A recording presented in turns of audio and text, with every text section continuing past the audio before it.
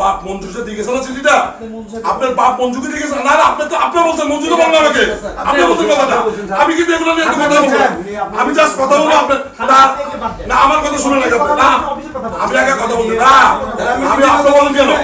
প্রথম কথা হলো আপনার কাছে আমরা আসছি একটা শ্রমিক, হ্যাঁ আপনার রিয়েকশন স্যার, আপনি আমার কথা শুনতেছেন না? আপনি মোবাইল টিপে তো আমি কথা বলবো আপনার সাথে।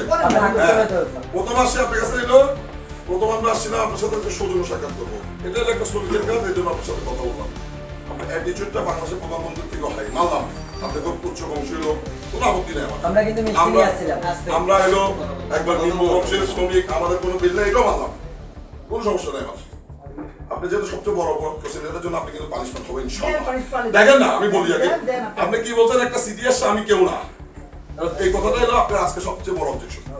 আপনি যদি এটা ক্ষমতা রাখতেন, আপনি যদি না, আপনি যদি এই ক্ষমতাটা রাখতেন যে আপনাকে কোন আপনার বাপ মঞ্জুকে দিয়ে গেছে না চিঠিটা? আপনার বাপ মঞ্জুকে দিয়ে গেছে না? আপনি তো আপনি বলছেন মঞ্জু তো বললেন আমাকে, আপনি বলছেন কথাটা। আমি কিন্তু এগুলো নিয়ে কথা বলবো, আমি জাস্ট কথা বলবো। আপনার না আমার কথা শুনে না, না আমি আগে কথা বলতে না, আমি আপনি বলেন কেন? আপনি বললেন কেন? আপনি বললেন কেন সেটা বলেন না। আপনাকে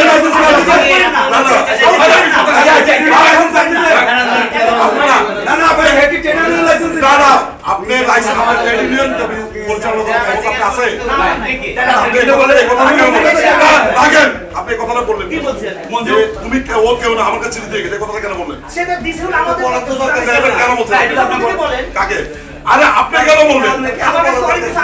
আপনি এটা কেন বললেন আমাকে? এটা জবাব দেন না, এটা জবাব দেন। আপনি চেম্বার হচ্ছে, আপনি এটা জবাব দেন। আপনি চেম্বার হচ্ছে নাকি? আমার জবাব নাই স্যার, প্লিজ।